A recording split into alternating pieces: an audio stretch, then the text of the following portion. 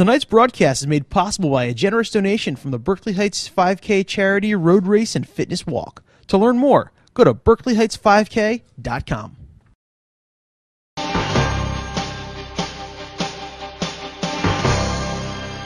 Welcome to This Week in Berkeley Heights, our community news program taped at the Governor Livingston Television Studio and sponsored in part by Berkeley Heights Patch.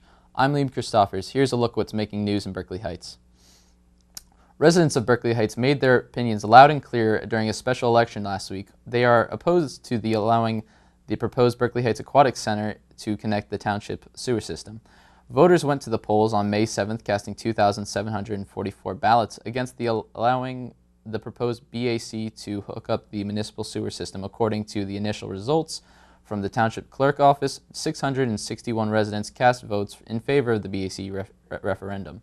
The Berkeley Heights Aquatic Club proposed calls for the construction of a 51,000 square foot building in nearby Warren, just over the Berkeley Heights border.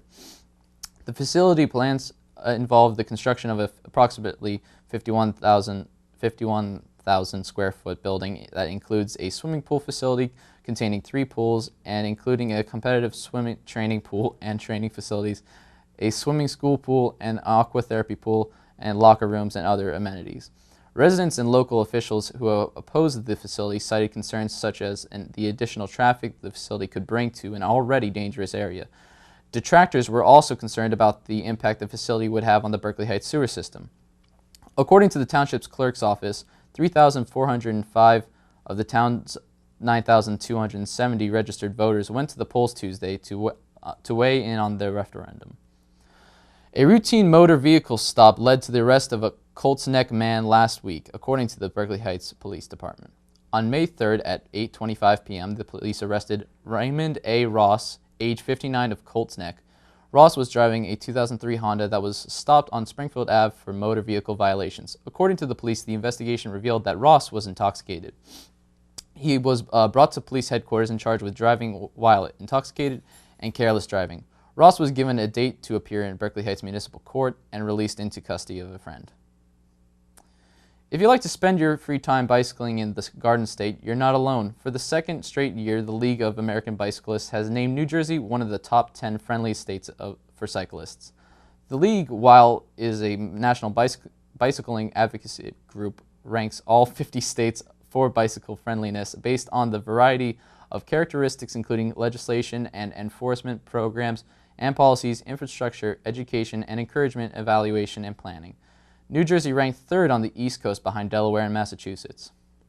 If you're a little squeamish or not a fan of bugs, you might want to mute your TV while we read this report. The cicadas are coming, those large flying insects with clear wings that you can hear buzzing on warm summer nights will be emerging in the coming weeks.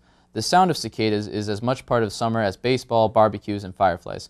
So why all the hype about them lately? Well, Patch blogger Dave Moskowitz says the cicadas in the news are known as periodical cicadas because they emerge only every once 17 years. Once they start showing up, expect to see a lot of them just about everywhere. Depending on the species, their color may be green, brown, reddish, or white, or a combination of all these colors.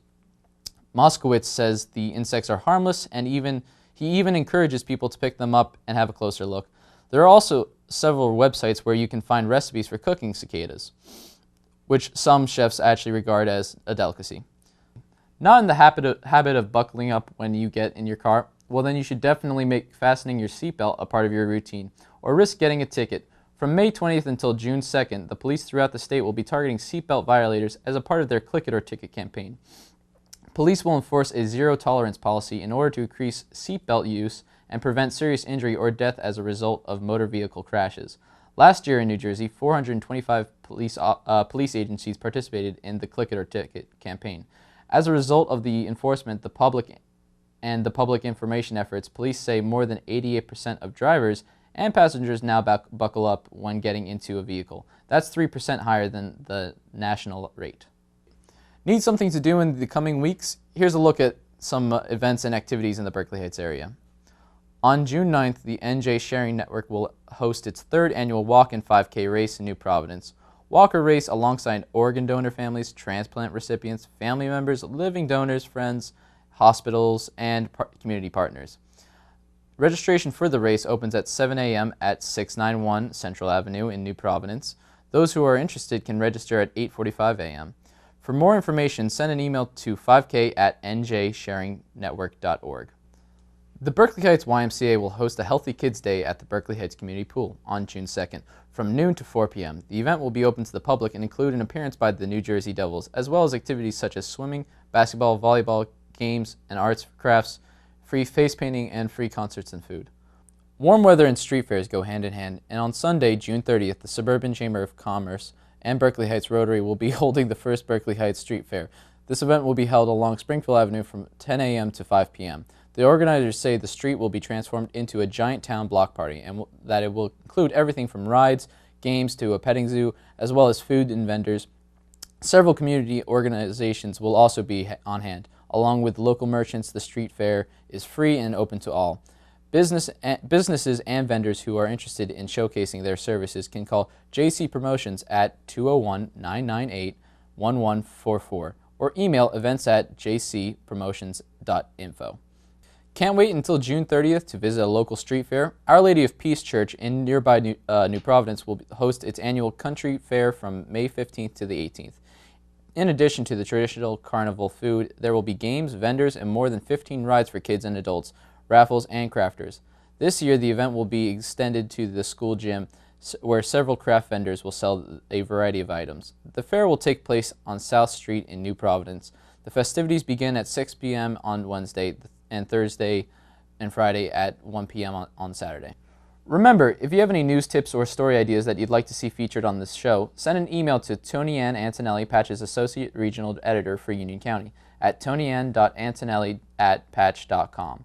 We hope you enjoyed our news segment. On behalf of Berkeley Heights, Patch, the students, and the GLTV staff at Governor Livingston High School, we hope you had a great week. I'm Liam Christophers. Good night, Berkeley Heights.